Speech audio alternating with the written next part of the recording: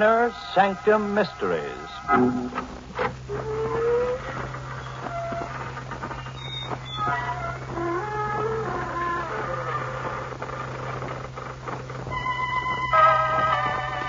Good evening, friends of the Creaking Door. This is your host to welcome you into the Inner Sanctum. Come in. Into a gay little world of homicidal maniacs, vampires, ghosts, werewolves, and assorted forms of sudden death. Friends, if you ever walk through a cemetery at midnight and see a girl whose hair is on fire and who's carrying her head under her arm, you know what to tell her, don't you? Well, just say, keep a cool head on your shoulders, Church, and run like crazy.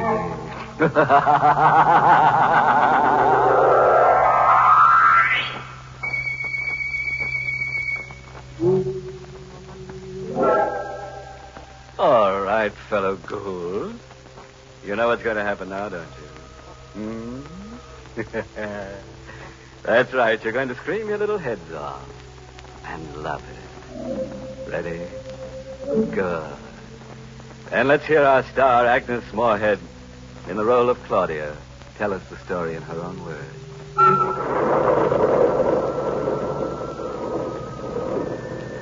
At exactly midnight, I saw him for the first time.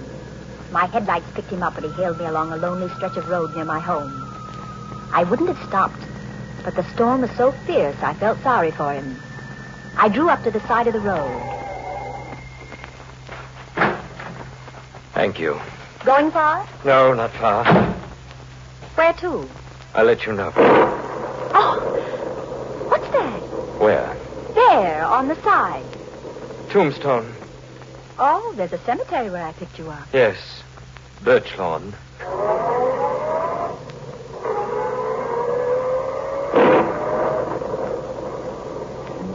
He said nothing for a few minutes. In the reflection of the dashboard light, I saw his face for the first time. Sunken eyes, hollow cheeks, mouth set in a queer grin, a skull barely covered with a thin layer of milk-white flesh. With a start, I realized he was staring at me. I've seen you before. I don't think we've met. I know you. Are you sure? Yes. I'd never forget someone so beautiful. Really? You're Claudia Dale. Why, yes. You're married to Howard Dale. Yes, that's right, but I don't seem to place you. No, you wouldn't. I know quite a lot about you.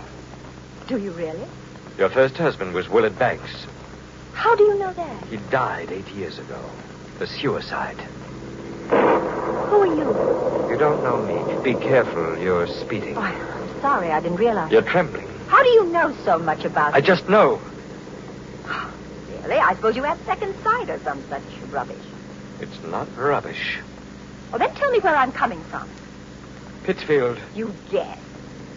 You went there to visit a sick friend, Martha Waldstone. You couldn't guess that. Would you care to know more of yourself? No, I don't find your little trick particularly amusing.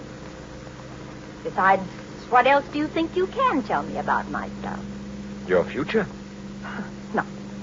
Your present husband is dead. Murdered.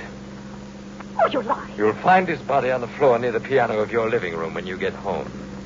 There are 2 bullets in his head. You get out. You get out of this car. Do you hear me? Get out. All right. It happens that this is where I wanted to go. Good night, and thank you, Mrs. Dale.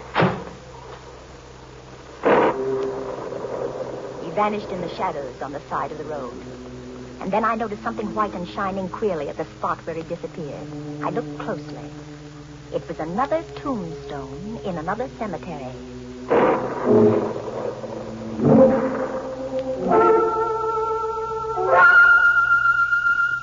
I raced madly for home, fighting the hysteria that seized me. The nightlight was burning in the living room. Nothing he had said could be true. Howard would take me in his arms and kiss me when I stepped into the house. Somehow I managed to get my key in the lock. I ran into the living room. Don't move. Who is it? I'm right behind you. I've got a gun. A gun? Get away from the body. Who are you? Turn around. You murdered him. Keep quiet. Don't come near me. Sit down. Don't touch me. I said sit down. I'm sorry I had to slap you, but you were losing control. You don't have to scream for the police. Here's my badge. You... Detective Sergeant Quinn, homicide. Oh, I thought you were... Yes, I know. Yeah, drink this. Who is he? My husband. You sure? Positive. When was he killed? About 20 hours ago. 4 yesterday morning. How do you know? One of the bullets went wild, hit that clock on the mantel. Where were you yesterday morning? Pittsfield. I stayed with a sick friend, Martha Wallstone. Look at these things. I took them out of his pocket. Are they all his? Yes. Where's the snake ring? There were no rings. But he had one. It was quite valuable. He was never without it. I gave it to him. All right, now look. Oh, did he wear it on the third finger of his left hand? Yes. Yes, there's a mark, but no ring. When did you come here? I drove in behind you. You left the front door open. I think I know who killed him. Who? A man I met on the road coming here. He knew my husband had been murdered. He did? He even said his body would be near the piano. When did you see this guy? Oh, 20 minutes ago. I picked him up on the road. Where? At Birch Lawn Cemetery. What's his name? Oh, I don't know, but he looked like a human cadaver, like a man who's dead. You don't believe me. Why did you kill your husband? What? What do you say? You heard me. Why, I told you I was in Pittsfield. Why did you go there? Martha was ill. Were you there at 4 yesterday morning? Of course I... Don't lie. Will you stop shouting at me? I told you who killed him. What are you trying to do to me? Isn't it enough to come home and find Howard like that without you... Oh, in heaven's name, leave me alone. Just leave me alone.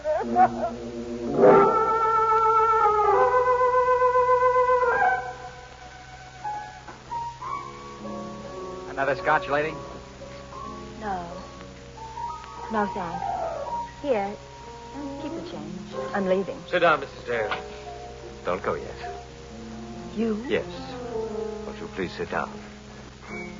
Yes. Are they making it difficult? Oh, it's a nightmare. Who are you? I'll tell you later. Why'd you come here? To talk to you. I knew I'd find you here. Oh, yes. Yes, you knew. You're not so skeptical now. No. What did you want to tell me? That you're the most beautiful woman I've ever seen. That I love you. I've loved you since I first saw you 7 years ago when you came here to live with your husband. Is that why? Why I killed him? Was that what you were going to say? Yes. I'm not an ordinary man, Mrs. Dale, but I'm not a fool. On this card, you'll find my name, address, and telephone number. Do you really believe I'd phone you? Oh, yes. There'll come a time when you'll want love. Good night, Mrs. Dale. Good night.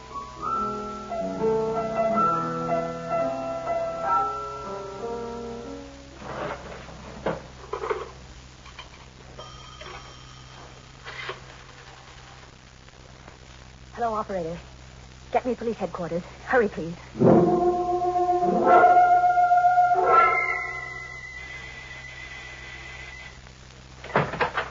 Yes? That's him, Detective Quinn. That's Garth Dragman. Thank you, Mrs. Dale. Would you mind coming down to headquarters, Mr. Dragman? Not at all. Did she tell you I murdered her husband? Yes. As I thought she would. I didn't sleep a wink that night. Twice I got out of bed and drove to police headquarters. The lights were blazing in Quinn's office, but I didn't go in. The third time, I couldn't bear waiting. I went in. Oh, Mrs. Dale. Well? I'm glad you stopped by. We checked everything Dragman said. Seems he was in the same bar and grill where you met him tonight when your husband was killed. Well, what about the things he said to me in the car? How could he know about the murder before you or I? I don't know. Perhaps he does have second sight. He's an odd-looking fellow, isn't he? But you can't arrest a man for murder because of that. He's criminally insane. I know he is. My dear Mrs. He Dale. is. I know. Oh, what's the use? I had loved Howard. I was determined to find the man who murdered him. I went to Garth Dragman's home. I was about to ring the doorbell when... Don't ring, Mrs. Dale. The door is open. Come in. You were expecting me? Yes, I was expecting you. Do you still think I killed your husband? I don't know what to think anymore. Do you want me to find the person who murdered him? Yes. More than anything in the world. I have strange gifts, Mrs. Dale. I'll find your murderer for you on one condition. What's that? That you marry me. I felt my body turn to ice. I knew I was talking to a madman. I was sure I was talking to the man who had murdered my husband.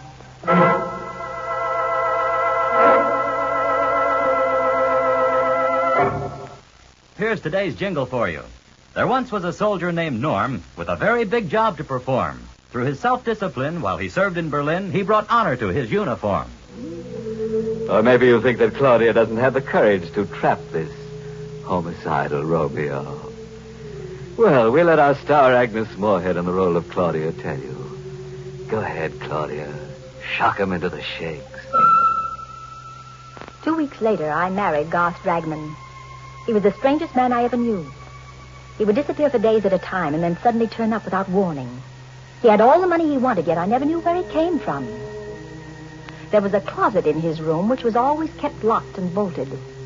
I knew from the way he acted about it that the closet contained the answer to all the things I wanted to know about him. One night, while he was away, I obtained tools and tried to force the lock. Good evening, Claudia. You didn't expect me back, did you? No, I knew you'd try to open that closet someday. Why do you keep it locked? So that no one but me could know what's in there. Not even me? You in particular. But Garth! Oh! You won't attempt to open it again, will you, Claudia? No. Forgive me for striking you. But I'm not quite myself tonight. I sometimes do things I regret when these moods come upon me. Yes, of course. It's something few people know, but a person who has extraordinary powers carries an extraordinary burden. You mean your gift of prophecy? Yes. I didn't care to mention it. It seems to upset you so. Well, it doesn't frighten me any longer. Did you read in the newspaper about a woman's body being found in the river? She'd been murdered. Yes, it was in this evening's paper. They don't know who she is. I can tell you who she is. Josephine Ford. A stupid girl, Claudia. I could have told you 3 days ago that she'd be murdered. How do you know these things? Because I see them in a sort of vision. But just now I'm seeing another vision. It's a house 346 Harbor Street down near the waterfront. A young woman lies in bed reading. She's very attractive. In an hour, she'll be dead. And when the police come, they'll find her body decapitated. Garth. While you were gone, Martha Wallstone telephoned. She's ill again. She asked me to come up immediately. Well, why didn't you go? Well, I was waiting for you to get home before I left. You want to leave immediately? If you don't mind, it's really an emergency.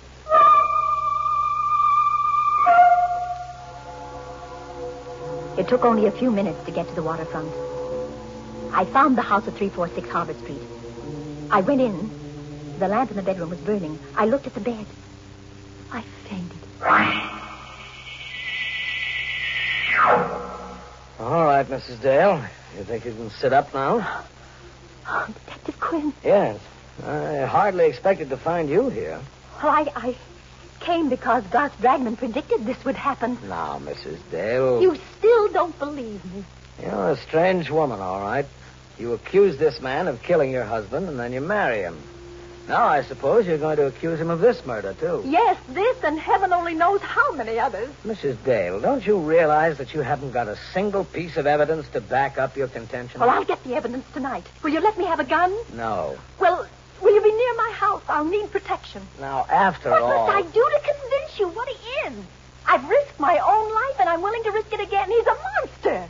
Are you going to wait until he murders me before you believe what I say? All right. I'll give it a try. I'll come back to your house with you. If you want me for an emergency, smash the window pane. We drove back together.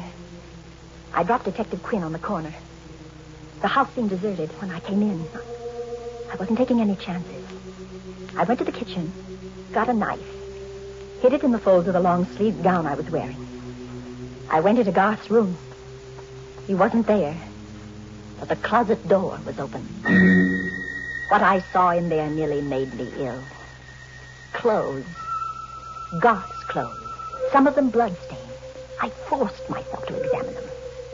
Then I found something that made my heart beat faster. A little jewelry case.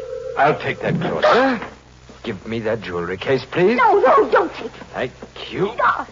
Now get away from that window, Claudia. Do as I tell you. Oh, no, don't shoot, Garth. You were so anxious to see what's in that closet. Well, now you have. Sit down. What are you going to do? Tell me who killed your husband. You? No. You. You're insane. I've written out a confession for you to sign. What'll happen if I don't sign it? I credited you with more imagination. Would you like to hear it? Yes. Yes, read it, please. Sit over here away from that window. Yes. I, Claudia Dale, murdered my first husband, Willard Banks, for his insurance by administering poison. My first husband? Yes, Claudia. I mean to make this document strong enough to send you to your death if I wish. I've got all the details here. Just how you murdered your first husband and how you killed your second. Shall I go on? No. You know it's a lie. Will you sign it? Of course not. Just what is your game anyway? If you want to kill me, why don't you shoot? You've been very successful before. There's no reason why you shouldn't succeed again. Go on, shoot. You put me in a very difficult position, Claudia. You see, you have found out certain things about me, things that would cost me my life. I should prefer to see you live because I love you.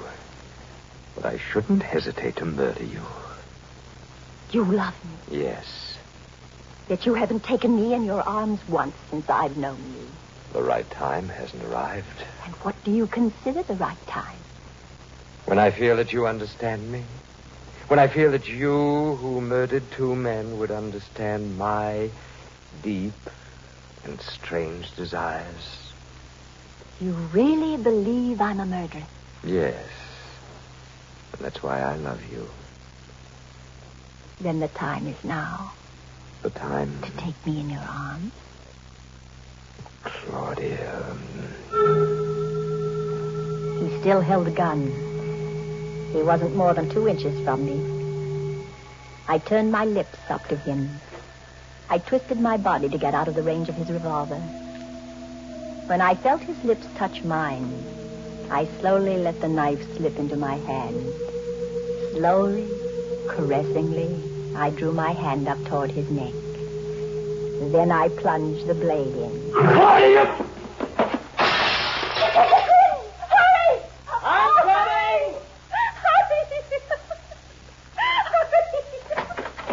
What happened? I killed him. And here is the proof that he murdered my husband. I found it in the jewelry case he had in his pocket. It's the stake ring that was missing from my husband's body. Now, do you believe me?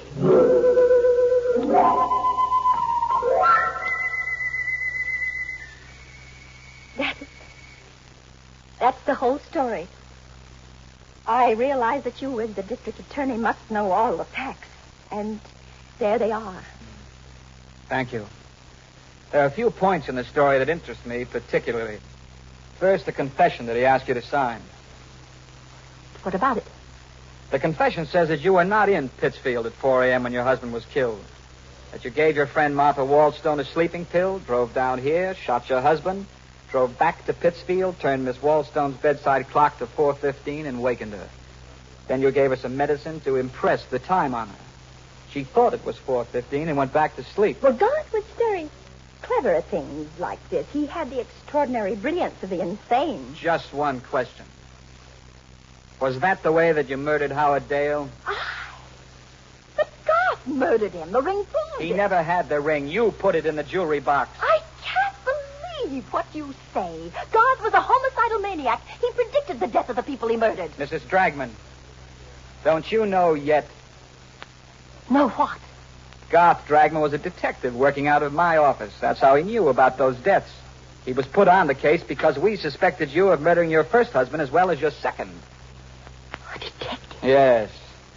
And you are going to die for killing him. It's extremely daring and clever of you to murder him. But you never would have gotten away with it if he hadn't kissed you.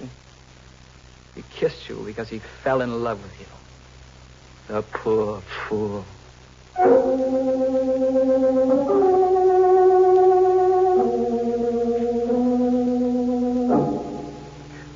Well, friends, that just goes to prove you should never pick up hitchhikers who come out of cemeteries at night. I'll bet you've guessed the moral for our story. Yeah? Well, it's taken from a famous quotation that Harry the Hangman uttered during a nightmare. Quote, "Never steal the rings of people you murder on account of that's robbery."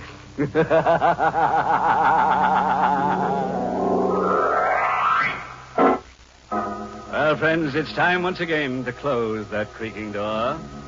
Until next week at the same time, when we'll be back with a little hunk of horror. You'll be sure to listen, won't you? Until next week, then. Good night. Pleasant dreams.